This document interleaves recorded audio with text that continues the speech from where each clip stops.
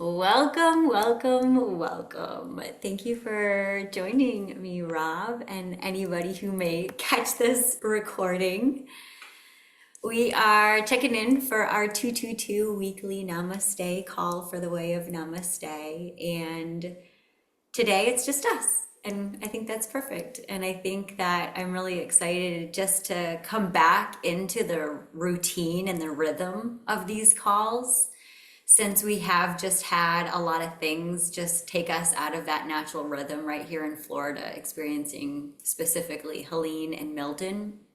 So, yeah, I think it's good to kind of come back into harmony. I was just saying with Rob before we hit record that it's the last day of Libra season. And Libra is about restoring harmony and bringing us back to justice. And so when we have find ourselves off kilter, we might have a lot of stories about it, whether they're internally perceived or outside projected. But this season, I know for me, having specifically my moon in Libra has been really looking at where am I in right relationship and what things have come off kilter. And so I'm really excited to announce a new offering, which is going to be the way of Wellbriety. And so this feels like an emanation coming from my Libra moon of restoring justice and coming back to equilibrium and finding the peace and harmony from within. And so much of that has come through for me, my sobriety journey. And also just, looking at where I had any kind of attachment in anything that was out of alignment. And it's been really interesting because while we're going through this, I am co-creating a container with my sisters, Nick and Amy, and we're like going deep into some of these shadows of us from our Gene Keys profile. And this one specifically, we had a call on this morning, which is considered our spiritual quotient. And it's at the heart of us. It's at the heart of who we are, like what keeps us alive, where we find our vitality, and also what makes our inner child feel safe. And so, one of the things that I've recognized around safety for me is certainty. I like at least the illusion of certainty. And so I find that by creating rituals and routines and just devotion and practices that keep me anchored to something. Like I know if I can do if I'm committed to do a 40 days of devotion in a container with others, that I'm way more likely to show up and sing every day or show up and do something that really brings me back to my full divine essence, my vitality. And I love bringing in community in order to do that, to feel that sense of accountability around it. And so I think it just sounds, like the perfect timing, the last day in Libra season. It was kind of just like a bling, like, let's do this. And so I'm going to be offering a virtual meetup once a month. And we're just going to riff, and we're going to riff the 12 steps together. And what I like about this is it's coming from my walk with this. So it's going to be an amalgamation of a lot of different paths. And that's the paradox that I like about the way of Namaste, is there isn't just one way, and there certainly isn't just my way, but there's a whole bunch of ways. And so I'm really feeling just revitalized to bring in that piece of equilibrium, coming back into our own inner peace through Wellbriety, through this aspect of looking at where we have some kind of addictive tendencies or some kind of fear of success that keeps us playing small in some kind of way. So I think this has been sort of a result, honestly, of me feeling into that. What can I do? What is my purpose after all these storms? And like coming back to the simplicity of it all, of like, what can I offer? Can I offer my time and split it between all these different places and people? Can I offer these resources? And for me, it felt like if I can do a call to action that brings people together in the way of well-being and just freeing ourselves from the victim consciousness by literally just being willing to be resourced by community and being willing to be vulnerable enough to say, I need help and I can't do this alone. And here's what I'm dealing with, and here's what the challenges are. And just being vulnerable to share that we're not perfect and we're all doing this together. So I think it's really beautiful that you and I met through a sweat lodge, and a sweat lodge in the shamanic Lakota traditions is a big part of the red road and the path of Wellbriety and well-being. And we were just discussing here that's like the one thing that is sort of taken the fall on our land here from the storm was the sweat lodge. And now it feels like maybe there can be a way of honoring that, burning the old to recreate the new by actually bringing community around to take down this sweat lodge and potentially, rebuild it together. So yeah, so this right now, as I like to bring us into like kind of what's happening in our microcosm and seeing what's happening in the macrocosm too. We talked about we've been in this season of Libra, and here we've got the moon today in Cancer, which it's shifting from Gemini to Cancer. Gemini is an air sign, loves to share the magic. Cancer loves to bring it back home to the family, bring it back home to the body, bring it back home to what's the simple practice that brings me home to myself. And, again, bringing just the gene keys is like, what lights me up from within? Where do I feel home? And so this past season has made me feel so grateful to feel that with you, of you always being that certainty and that rhythm that always brings me back home, even when we've got hurricanes, even when we have these things that can knock us out of our rhythm. I thank my sobriety, and I thank my counterpart that, between us, I do feel we're living a path of Wellbriety together by just facing the storms of life together and finding a way to come back into peace and to harmony. So yeah, I just would love to take this opportunity with it just being us to kind of just like riff and reflect and, come back together after the storm. We've been holding down this pillar virtually. Sometimes we get to hold it physically, but right now there's been a lot of things. So coming back around the metaphorical fire feels like having a Zoom together right now and sharing something that we've learned this season or whatever with others in the community.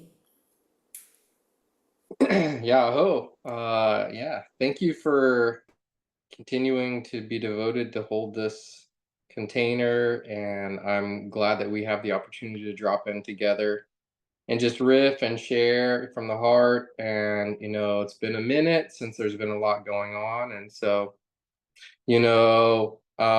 yeah, it's been a lot, right? What a wild Libra season it was. And so I am feeling really good. There's been a change of the air here, still really deeply empathizing, over the last little bit here for all of our relations, that are going through struggles during these times, and we felt their energy and we send them a lot of love. And specifically the communities that were hit by Helene and Milton, and even Debbie. So there's a lot of people that were kind of, there's three storms, sort of trifecta, and the people up in Asheville and in North Carolina. We have a lot of friends up there, and specifically Seema and Noah, send them a lot of love and just all the work they're doing to help rebuild their communities up there, starting their own foundations. I think it's the Heartwood Collective. I don't know if I got that right, but Noah's started a nonprofit, and I just love to see the love. And I'm witnessing that rebuilding that, as we step into this new season here. I'm seeing a lot of that energy flowing into doing the hard work, to rebuild up our communities and, find that balance inside ourselves. I went through it, like, you know, being frustrated, right? A little bit, hey, we prayed a lot, we prayed real hard, why is this happening to our communities and things like that. And so for me, on the path of sobriety, it's all intertwined, right? So And I've come into, just a gratitude, on the other side of the storm for what was saved and the appreciation for life, and this experience that we have in it and how we can come together, support one another energetically, however that may look, So I just have a lot of gratitude right today, for the freshness and for what is spared and the opportunity to rebuild, and so with the sweat lodge like that, the sweat lodge honestly was relatively untouched. I mean, we had some leaning limbs over it and some things that came through it, but like the structure of the sweat lodge, I mean, we could hold the sweat lodge, but there is a symbolic nature into it. Every single year that I've had this sweat lodge, I've built a new one. After the passage of the rainy season, for me, that's a symbolic period, just in the energetics of the universe. Feeling the earth and this change, and so it's definitely a period of breathing, life back into the land. And so I am excited to rebuild. For me, I know there was somebody that came here when I first rebuilt, and they're like, you can build this all out of rebar, right? My sweat lodge is built out of bamboo, and we use natural things.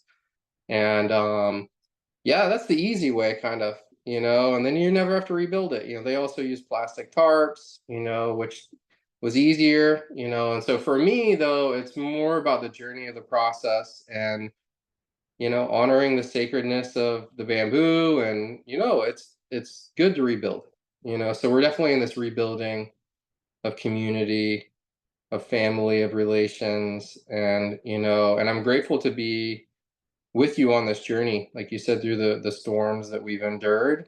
Um, and those are symbolic, of an outward projection of an inward struggle, what's happening in our worlds, in this world, and our nation and everything else like that. So, the people of Asheville, I've just seen a lot, I've heard a lot of good things about how they're coming together, and finding those silver linings and singing loud and being, beautiful humans. And so that's really inspiring. We've seen a lot of destruction where there's looting and things like that, but it sounds like there's a lot of communities and people come together in a really good way.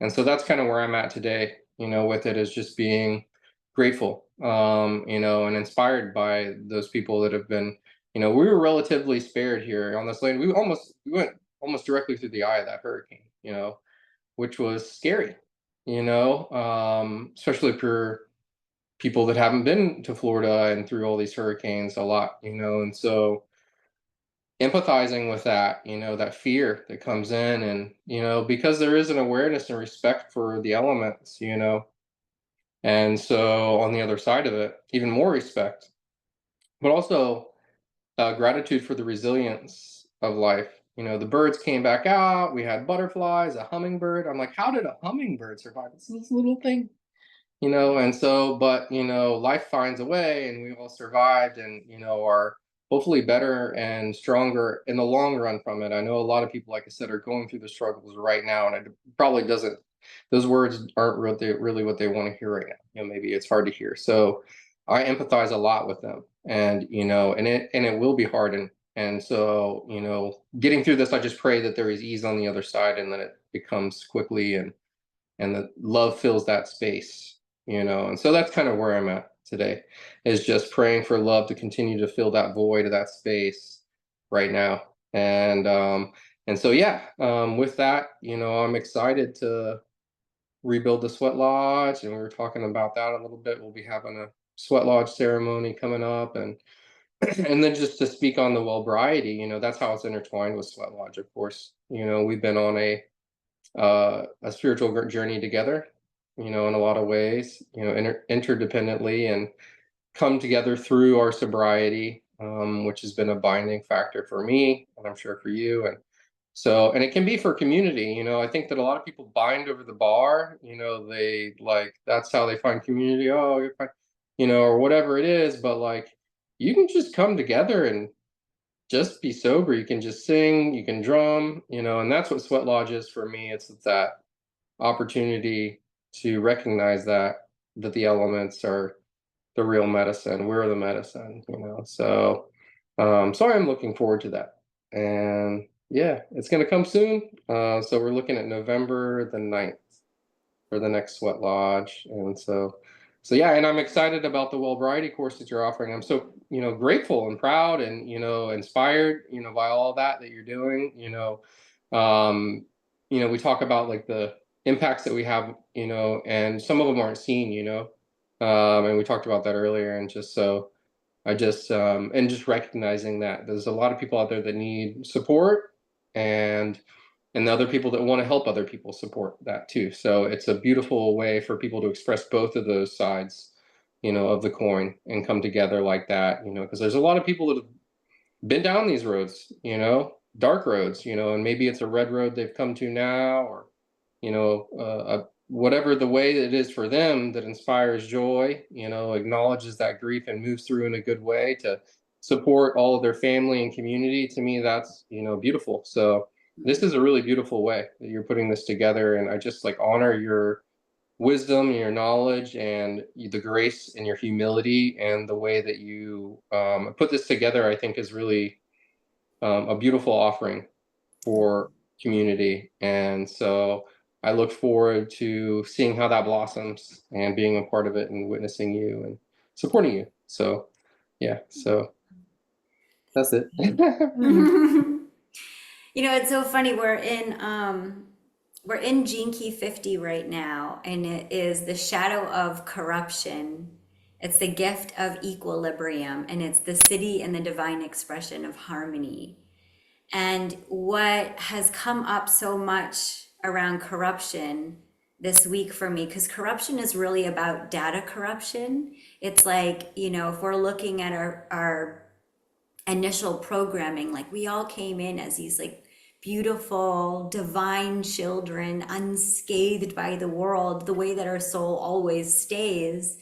But then like as life goes on, we have all these stories and stories and stories. And one of the things that I've been just reflecting on too is just like the sensitivity piece around the story. And there is a sensitivity piece that comes up around, like we do feel the privilege and the gratitude to have our house not damaged by the storm. And yet there's still a sensitivity to recognize how close we are to those that impacted us, that there's just like a natural empathy that comes through. And I just see how like, and like the inner like calibration system, it's like my system is like, there's so much corruption just from empathically connecting, being sensitive to the environment, that it's like my joy meter isn't at a 12, it's like it's down at like a 4 or 5 or something. And it's like I've just been noticing this more around this like shadow of corruption. And it's like the corruption so much is just like our sensitivity to the needs of the environment. Sometimes it doesn't feel sensitive to the environment to sharing the highlight reel on Instagram of like, we're having the best time ever, because we're like, who's looking at that? And the people that are looking at that are the people directly affected by storms. And I see this in the microcosm, and I see this in the macrocosm so much too, around how it's like it's a rebellious act to be in a place of ecstatic joy. It's truly the act of the rebellion. In the Lakota tradition, they call it the sacred clown or the trickster or the heyoka, which is like the one who's experienced the dark night of the soul, and it's because it's experienced every single flavor of it that it can tap into that laughter at a funeral, or just start dancing when everyone's crying. And it's just like, to some people, they judge that and they're like, what is this asshole doing? Can't they see this is not the time or place? Where then there's like the child that does it at the funeral and gets up and starts dancing, and everybody around it is like, thank goddess for that child to just break out of the over seriousness of this moment right now, to bring in that little trickster, that little clown, that like little purity of who we are. Like at the root of us is peace. At the root of us is unconditional love. but I can just see how many layers and filters and distortions come through when you're like, there's a part of me that's like, oh my gosh, we just experienced a miracle, but I don't want to shout it from the rooftops because not everybody experienced a miracle. And I can see how when we like, there's so many stories around DNA modification. And, did somebody tamper with our DNA? Was there a manipulation? What kind of simulation are we in right now? We're even watching a TV show, Westworld, that talks about this concept. And so I just keep bringing it back to just thinking about like, in this reality, in this inverse, that data corruption is just the frequency that I'm allowing myself to perceive the environment with. And if I'm perceiving the environment through lack, through fear, through the victim consciousness, through addiction, then like I'm really only seeing a fragment of what's in front of me. And that's the data corruption, right? And it's like in the awakening journey, when we clean the filters off or we like bring ourselves into environments that allow us to be authentic, that allow us to share vulnerably what's real, I tend to find that when we can be safe to explore everything, we can be with the rage, we can be with the sadness, we can be with the grief, oftentimes is when we collectively find the gratitude, like we collectively can come back to the harmony that's always here, even when everything around us feels like it's part of this corruption, and we can see corruption on a global scale. We can even see how many people say this storm was manufactured and it wasn't real, it wasn't organic. And we can have this conversation all day around what is organic and why is our relationship with something inorganic supposed to be different? And does that make us inorganic to change what our relationship is with something? And I just think it's so interesting as we are playing in the world now with AI just so regularly that all of us have a digital version of us or a screen name and a highlight reel, and how much of it is real and how much of it is data corruption, and how much of data corruption is not really in the person that's out there authentically expressing their bliss and their joy, but the data corruption then in the receiver, in the viewer of that, judging someone in their ecstatic joy when there's a war going on, when there's a storm going on. And it's just interesting to be in the paradox of sensitivity, where sometimes the most sensitive thing is to not be in my gauge up to 12 ecstatic bliss, because reading the environment, it feels unsafe to really go there. So I'm just curious if anything like, with that gene key or anything comes up for you. Yeah, it's a lot. And a lot does come up. You addressed a lot of things. To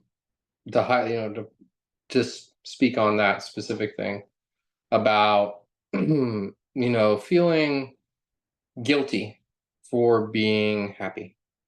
You know, I said, like, on the day after, it felt a little bit like Christmas to me. And I like had to explore what that feeling was, because there was destruction everywhere.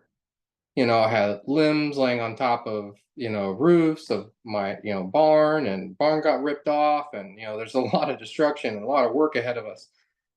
But it was like that feeling of being alive. It's a reminder, of like, how fragile this experience is in this world, and, you know, God and nature, and, is powerful. And, for us to, along with a lot of other people, survive the storm. Things are things, and there's a lot of people that lost their lives, which is, the ultimate tragedy.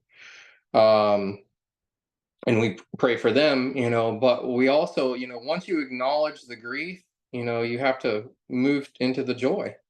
And I feel like there is constantly war on this planet, unfortunately. There's constantly people who suffer, unfortunately. It's a part of life. And so I deeply empathize with them. My heart goes out to them a lot, but I can't stay in the place of being sad, and it doesn't serve them any good for me to do that. I've been through hard times, and I never really liked when people, like, I felt like pity, like, oh, I'm so sorry, I'm like, for me, it was, it's hard to articulate what that looks like, but like, because I didn't want to stay in that place of being a victim, because we all have our sad stories to tell. But what's beautiful is that we're here now, and that the page is turned. Whatever's lost can be regained. If you're alive, you can breathe. You've been given an opportunity to start anew. And so, as heartless as maybe that may feel to some people in the moments that are literally sorting through their things, I think that they would agree that it's beautiful that that's where they want to be. They don't want to stay in a place of being sad or upset about it, so they want to move through that, and for us to be a mirror for them, to toss them a rope, say, hey, there's joy on the other side here. We're here for you. We love you. We support you. And we're going to celebrate being alive. I remember watching a video of, I think it was Antigua, or it was a small island nation. I think you had been there. Turks and Caicos, one of the small ones that was recently hit by one of these large hurricanes. Here in the United States, we have an infrastructure where we're able to get power back on relatively quickly. I mean, within 5, 6 days for most people. We were up 5 days.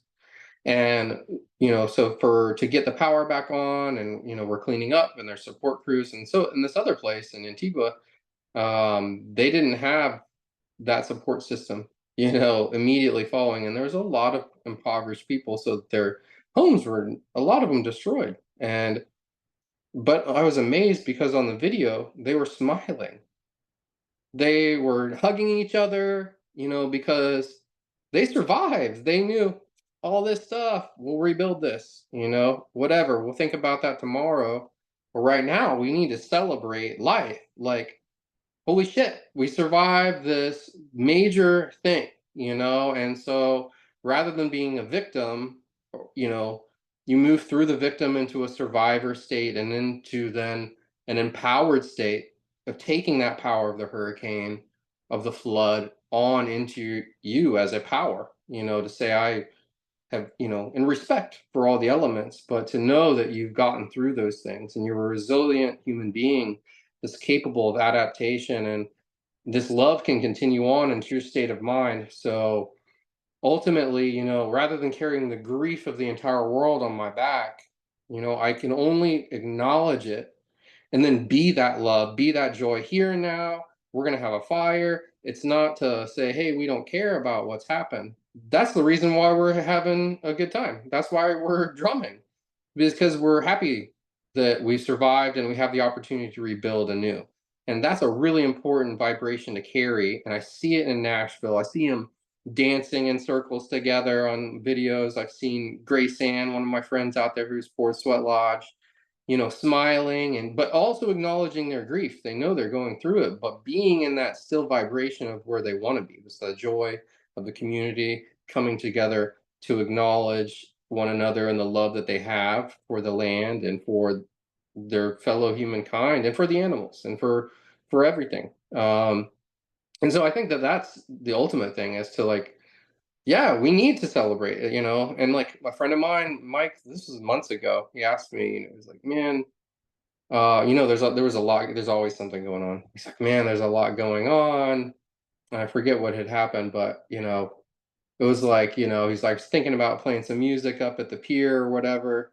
He's like, but I don't know, with everything that's gone on, if that's insensitive or whatnot. And I'm like, well, that's the reason to go play music.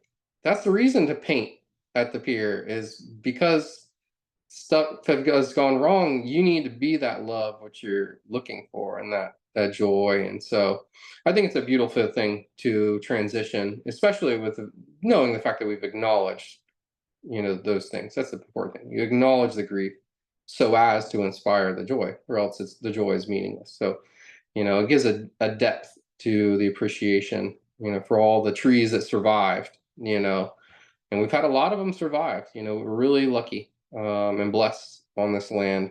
A lot of limbs came down, but that's the circle of life. Those limbs will go back into the earth and feed the grubs, which feed the birds. And so it's a circle like that. And so we're lucky to be able to witness it. And yeah, I mean, that's kind of what it brings up for me, regarding those specific things. There's you know, the conspiracy theories and everything else out like that, is a distraction, in my opinion, a little bit, from like really what's going on. I know that a lot of people look at those things, and there is some truth to, I'm sure, a lot of things going on. But for me, the power of Mother Nature and of the earth, is something that is to be respected, and it shows us our place to be in right relation in regards to our climate and our environment, and how we treat the water and how we respect the air. And so all of those things, are just more awareness of us to be in right relation with the earth.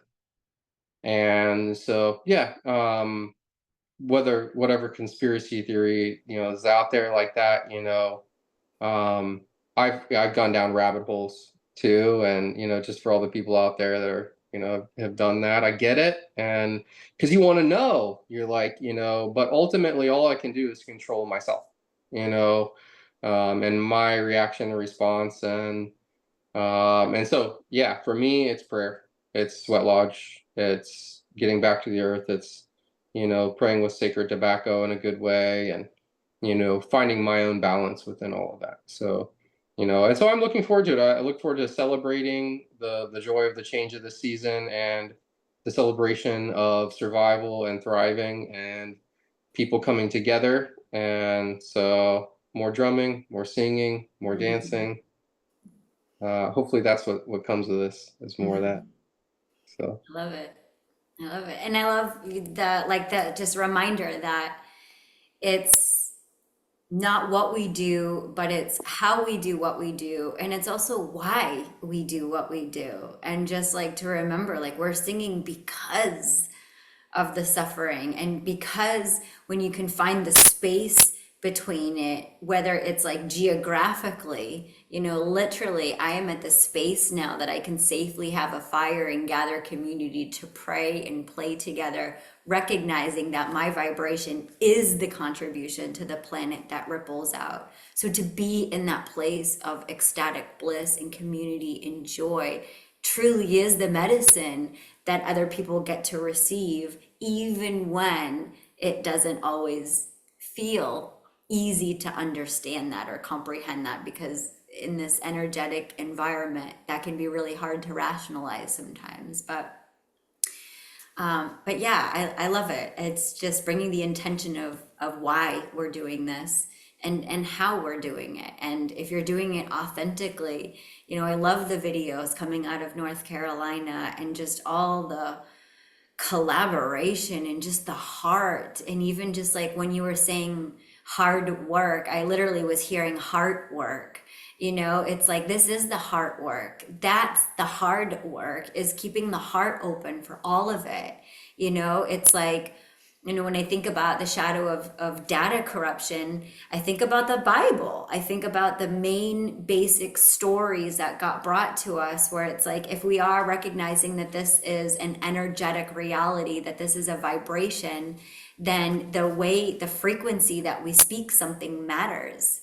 And so if we're sharing a story of a personal experience, and somebody else that didn't live that experience is writing about it, then the translation to that story, and the depth and the character and the enrichment of that story can get mistranslated, can get lost in translated, where you can start reading the Bible as though that story is completely fact, and this is what we're supposed to do, and this is how we're supposed to live. And I can see how much corruption of data that can create in our environment when we just take things at such face value without putting our own 2 cents into it, of like, how does this feel in my body? How does it feel to live somebody else's story or walk in somebody else's truth? Like for me, that is gonna is knocking me off balance. That's where it's robbing me of the harmony that I can be in by living in my own truth. If my own truth has found that little tickle in there and it's just like deliriously happy, then who am I to shut that down, right? So Mm. just interesting. I thought I'd bring in the wisdom story from the Gene Keys just to share a little, another like transmutation of just this story shared by another. Maybe it has any resonance to ours. It says, equilibrium can be lost, but harmony is constant and infinite. My wisdom story, and this is from Dr. Rosie Aronson. Though my father wanted to be a musician and my mother a teacher, neither could afford the education. They spent their lives working in factories for little pay and for power-hungry bosses who only cared about the bottom line. Overloaded with responsibilities, my parents pushed their pain, shame, and dreams away. But I was angry at their bosses, the industrialists, and all hierarchies. So I rebelled, and my parents worried about my angry outbursts at school. They feared my indignation would one day prevent me from earning a living. So they invested their minuscule savings to cure me of what the schoolmaster called a mental illness. But I knew I wasn't sick. Society was sick. As soon as I was old enough, I grabbed my father's guitar and a philosophy book, and I hitchhiked my way across Europe. Everywhere I went, I saw corruption. Wealthy people ruled the world. Rich countries exploited the poor, and no one took responsibility for their destructive and dehumanizing impact. Most took credit for saving the world from chaos. Unable to contain my rage, I vandalized, then squatted in an abandoned building. When the police arrived, I refused to leave and was thrown into jail. Too ashamed to ask my parents to bail me out, I sat out the time. It was in jail that I realized just how irresponsible I'd been. Just like the capitalists, I hadn't held myself accountable for so many of my destructive actions. The selfish worldview that fed the hierarchies of the world was living in me. I got brutally honest, faced my shame and fear, and came to understand just how much of my parents' pain I'd been carrying within me. As my heart broke open, my mind began to dream of a new world where the self-actualizing needs of people, like the parents, were nourished and honored. As soon as I got out of jail, I was determined to get to know my parents in a whole new way. We even played music together. Then I started seeking out communities, even countries, that modeled new ways of organizing themselves. One of the first things I noticed was how honest people were with each other and themselves. I developed a special knack for spotting people's unlived dreams and encouraging them to take creative risks in honor of their gifts. I tend to have a strangely magical impact on any group I enter. Things often just fall into alignment, and I rarely know why. My gift to you. I bring you a vision of a new world where peace, harmony, and collaboration prevail. In you, I see a potential for inner peace and a gift for bringing equilibrium and balance to any group in which you're a part. To ignite these gifts, you must first be willing to put all your hidden agendas on the table. Own and take responsibility for your ulterior motives, and your self-trust will grow. With self-trust, you can create the safe space necessary for others to face and embrace their own shadows. This is how to co-create a truly peaceful world. There's a self-organizing intelligence that naturally arises when people are empowered to be who they are and are encouraged to contribute passionately to the ever-evolving whole. Remember to be playful. What's the point of a new world if none of us can enjoy it?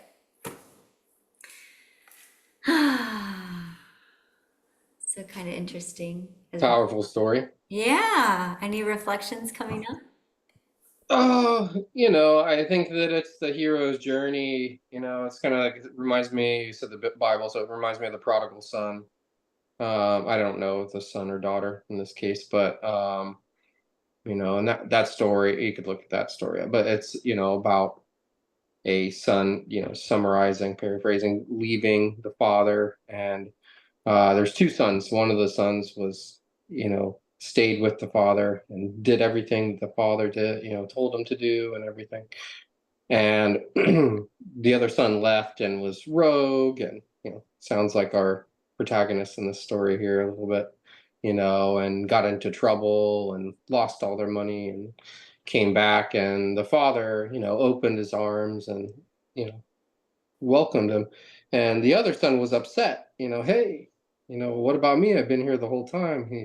It's kind of the squeaky wheel. He's like, that was kind of the moral of the story is, the son needed his help, so it's the similarities in that. I mean, I think finding our own path and finding our gifts so we can unlock other people's gifts and give them the codes that they need to propel them on their path so that they can get into alignment.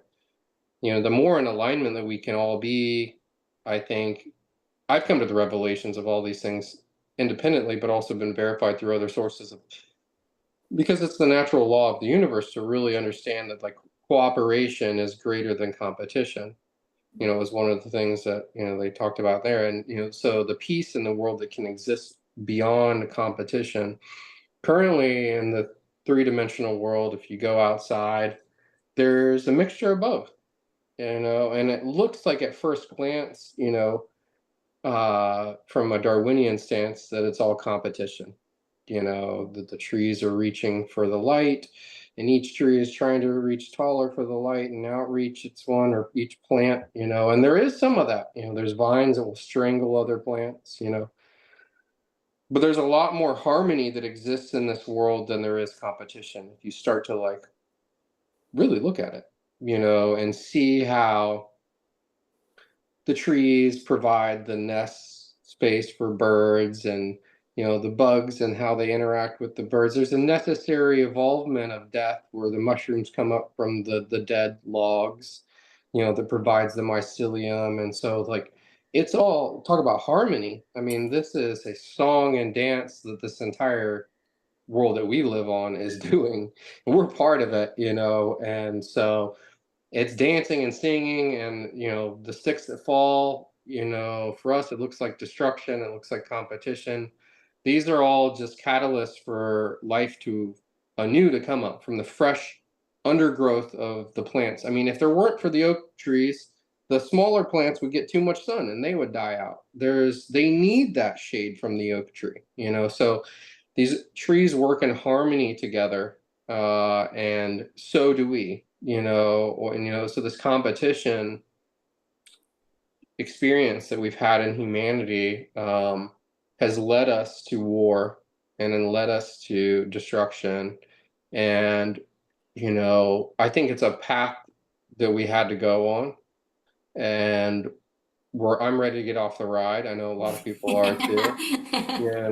Like, that's not my way, and so, because collaboration is greater than competition, we're stronger together. Human beings left out into the wild, you throw one of us out in the wild by ourselves, there's shows about this, barely survive. If they do, it's not very well. And we need each other. That's what we need to learn, is this is a collaborative experience that we're all going through. And so the more that we can uplift one another, love is infinite. We don't have to live in the scarcity mindset of, like, oh, if somebody else's cacao, somebody else buys their cacao, then it suppresses me, or, because I own a cacao business, so I can say that. But, like, no, for me, it's like, what a beautiful thing to share, and for other people to share their own offerings, and if they're similar, we should probably be friends. I mean, that's really like, oh, you're like me, you get it, and so I revel in the experience of more collaboration and more support of sisters and brothers that are, could be seen as competition. But if you look at it from the right angle, we're in this together, and we're supporting each other. And so I do believe that there's an opportunity for peace in this world. We're obviously going through it. A lot of people are going through all that, but it's an inner peace. It's just an inner release of forgiveness, radical acts of forgiveness. Our world leaders out there and whole societies have been wronged, and, to get to a place of forgiveness so that that ping pong of competition and, this is my fence and it needs to be this many feet back, or this tall, and let's just get rid of all the fences. You know what I mean? Like, let's just collaborate and play together, love one another. That's the real thing to me. And that's not a political statement. I'm just metaphorically speaking that I think that the once we can get to that phase of life, humanity will be much better off. And it looks like we've still got a lot of work to do. Mhm. So Mhm. this is the generational seeds that start right now that they write books about people in the future. In every person has the opportunity to be that change that gets a book written about. Not that your ego needs to be satiated by that, but like these are the moments. We're the future ancestors. We're the ones in the moment that, you know, this is a battle, of good and dark and light. And so to play a role in that, to move the ball forward towards collaboration, I think is just where we're at right now. And, I don't know that I'll see it in my lifetime fully but, I pray our children do, and our children's children will get to enjoy and embrace a completely different lifestyle of working in harmony together. And so yeah, I think that's really a beautiful story. And everybody has their gifts, and that's the whole beauty of the world, is to express yourself throughout whatever creative energy that you have. That's why I'm here. So, play and paint. And as I'm looking at your painting of the lion here, I love this one. Oh gosh. Yeah, yeah, I look at it, I like it. Mine's the galaxy one too. Yes, I love that lion. Let's see them next to each other. But yeah, I totally agree. I do feel like this is the time of cooperation. And, when I think of that story, I think about, the time in my young a life. I was that person that at 22 years old, I went to go live in another country to say, I want to go find myself. And how can I get as far away from my family and the things that I know as possible to find myself? And then this finding of myself, I'm like, what the F is this? And I was like, I didn't know how naive and sheltered I was. I had no idea how sheltered I was until I'm exploring and seeing so many different ways of life.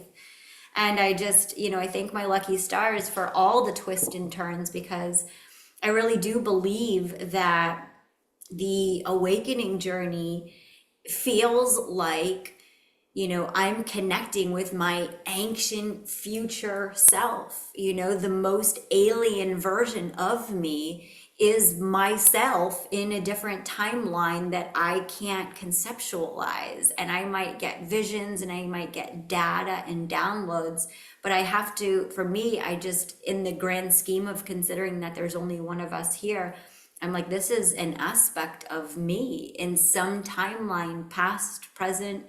And when I, think about my days of, going out to the bar and, chasing just whatever it was to be social and to be like whatever, I was chasing this artificial glamour, this artificial life of trying to find myself in other people and not getting positive reflections and positive mirrors back, because I wasn't being willing to fully be myself. I was diluting myself with alcohol in my case, and so just, giving myself compassion for those versions of me that have all brought me to this version.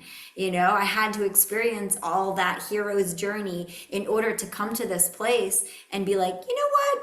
I think I'm going to have a sober group. And I think I'm just going to see if anybody wants to come, and just put together the space. And I think that's when magic happens, is when you just set the intention of the what, the when, the why, the where, the who, and you just put the call out. And if anybody wants that, coming into right relationship, freeing ourselves from the addiction, at least being curious about this path, then I welcome it. And it does feel like my ancient future self had this mission that I would go through all the paths of forgetting in order to come to the place of remembering again, so that I could help other people in their remembering. And so it does feel, I do feel that resonance with that story of just like, even that quote I love so much. It's like, when I went looking for God, I found myself. And when I went looking for myself, I found God. You know, like we're all going to have these experiences that can feel like we've been corrupted, or something corrupted us, or there's corruption around us, or why is this happening, or is this even real? You know, like that's the question that we all literally signed up for, is for us to make it feel so real that at every given moment we're like, is this even real? You know, and just the sentience, the aliveness, the radical aliveness of just being able to feel all of it. Mm. And it's special, and it's a lot, and I can see, I can, it's like I can remember that version of me that was like seeing all of it and was like, okay, I can't walk through life seeing with this many eyes on and this many senses activated, because it's too overwhelming. So it's like at some point I was like, all right, corrupt my data, dim down the senses. I need to be able to work and love and create and have friends, and I need to be able to navigate all of these. So I'm gonna have to have somebody like cut the cord a little bit or just turn the dial down so that I can do all of it. And you know, I love that there's a, you know, a gene key that I have in the gene keys, and is the shadow of limitation.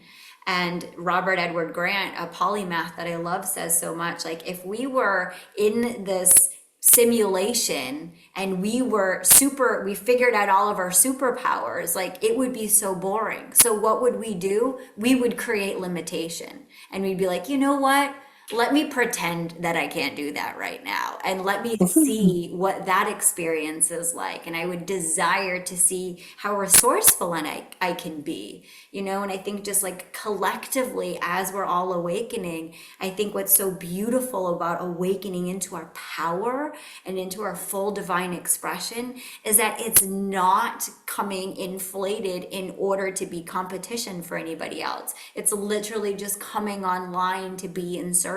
It's coming online to be like, all right, put me in, coach. Where do we gotta go? What do we gotta do? And so it's like, it is playful, and it is the paradox of like, what a beautiful gift to come back into right relationship, to free myself from addiction without having to dim my senses with alcohol.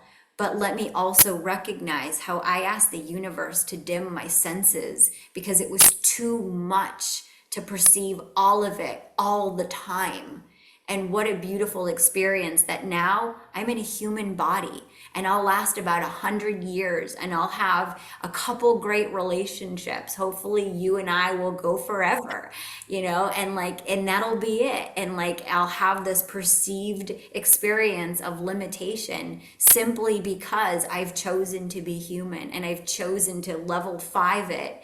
Because when I'm in the cosmos, or when I'm in meditations, and when I, you know, am in sleep, then I'll astral project to all the places and all of the other megaverses. But for now, in order to just be in this experience, I want to be able to feel the love I have for you. I want to be able to taste my water. I want to be able to hone in on this love and the things that are right around here, the things that I can perceive. Because if I tried to perceive all of it, I just know that I would overload and explode, and I couldn't. So like I have come to this place of acceptance around whatever story around data manipulation is out there. It's me playing tricks on me, because I'm the only one here in these parallel universes and different time space dimensions. That's sort of how I perceive it now, in a way to create play and delight and adventure. Of, if I have a victim story that somebody cheated me out of my code, then, you know, joke's on them, because I'm going to recode myself into my infinite divine powerful essence, and recognize that I have no limitation except for the perception of limitation. And that's the data corruption. And I know that the more I know, the more I'll have no idea. And that's what it is to be here. That's it. You hit it. That's the whole thing right there in a nutshell. Yeah. And I think that's beautiful. And I think that, you know, other people are wanting that as well, to take control over their emotions and transcend through their traumas, and you know, you know, the data corruption that happens is through our experiences, that happen in this world are not ideal, less than ideal situations. So we call them traumas, and there's scale of it, but that also makes you who you are. In the show we were watching, there was like a moment with these people are AI, so they have all this data in their head, and so we're connecting in that way too. And humans are like that. And so there was like a moment where they said, listen, that there was a trauma they had put in to this one AI character so that they would have a certain way about them, behavioral characteristics. And it was a trauma of the loss of a child. And he said, I can take that away from you and remove it out of your code. Would you like me to do that? And the response is, that's all I have left, of them, you know.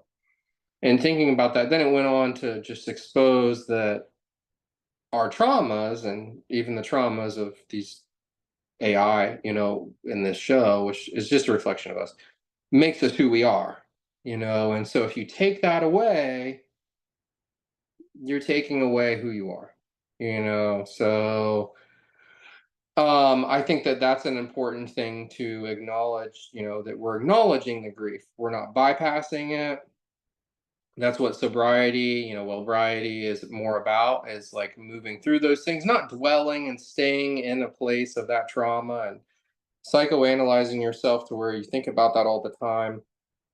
For me, it's the transcendence to the other side, the valley beyond. And so being able to being in a place of freedom from our traumas, to not let them, with our awareness of this knowledge right here, the fact of what you just said, not letting them control you and dictate your actions, but being an observer of that and then taking back that power. And with more knowledge and awareness and those codes, those traumas, those things that have happened to you have only made you stronger, like is the recognition. And that's what I hope everybody feels, once they get to that realization, whatever they've been through, they can turn into their power, So the deeper the trauma, the stronger the superhero can come out of that. I believe that, and not that everybody has to go through terrible traumas to get into a stage of enlightenment, but there is a power that can be taken back, from those experiences. So yeah, I pray everybody else feels that. I love that you're stepping into that, because that's it. That's the sauce right there. Once you get that, then you're taking back your free will. Now you're not a victim anymore. Now you don't want to do drugs. You don't want to drink alcohol because you're like, why would I dilute my own consciousness? And like, I don't need that. That was a crush. That was holding me back. And that's the truth. That just threw a blanket over a dirty room. Do I come back and I still have to clean it? Instead of taking care of the problem, seeing what needs to be done, and being supported by community, because although there may be only one of us here, you're supported, you're seen, you're heard, you're loved, you're not alone. And your own experience may be different than mine, but I see us all coming together, and that's the cooperation. And when a brother or sister struggles, for us to pick them up, and so that's why I encourage people to support also the restoration, efforts that are happening here, sending love, sending energy, sending prayers. And then if you can support, I know Noah's going to start a GoFundMe here pretty soon, for his organization. There's a lot of good organizations you can support out there that, is a good way to give back and collaborate. Maybe you can't give back with, money. Maybe it's a donation of time, for cleanup efforts, or just holding space, holding that prayer.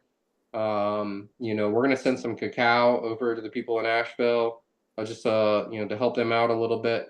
Send a few cases over, of boom cacao, and so send some love, however you can, like that. The people over in St. Pete, thinking about them.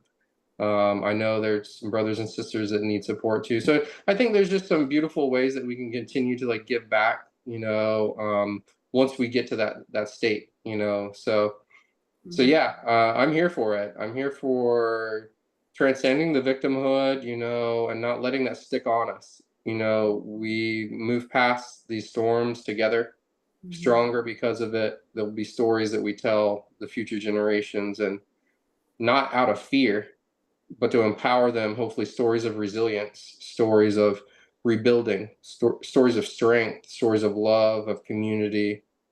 The news will say what they want to say, and read stats out to you, but if you ask the people of Asheville, I bet you they have a lot of stories of love and compassion, of heroism, and more good than bad. So I think so I that's pray the for more sauce. of that. Yeah.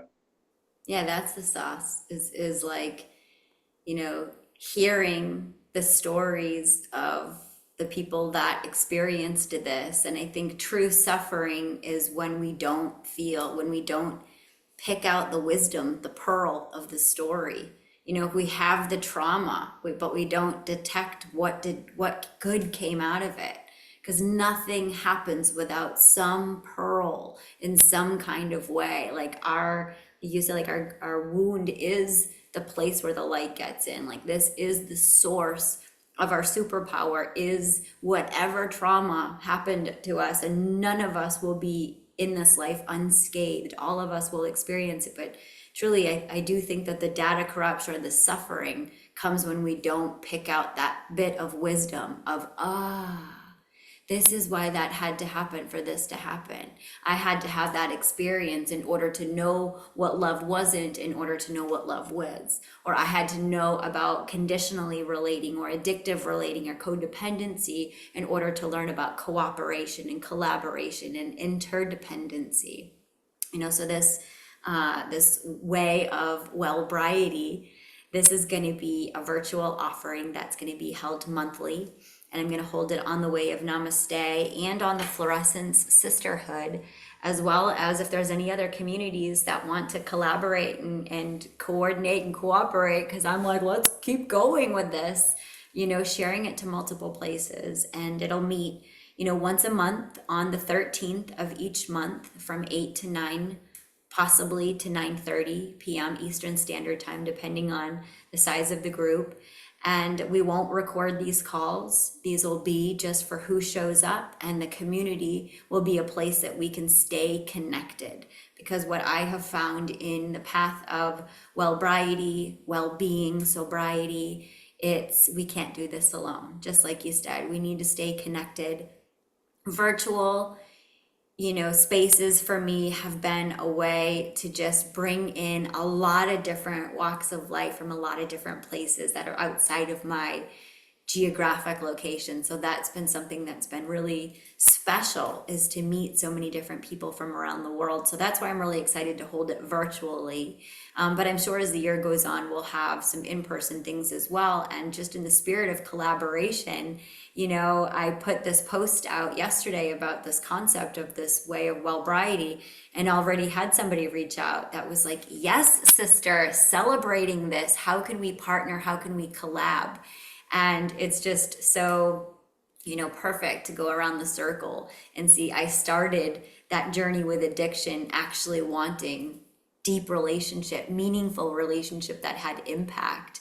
And I had to sever the relationship with alcohol, with the bar, with all of those relationships that didn't have that meaning to it.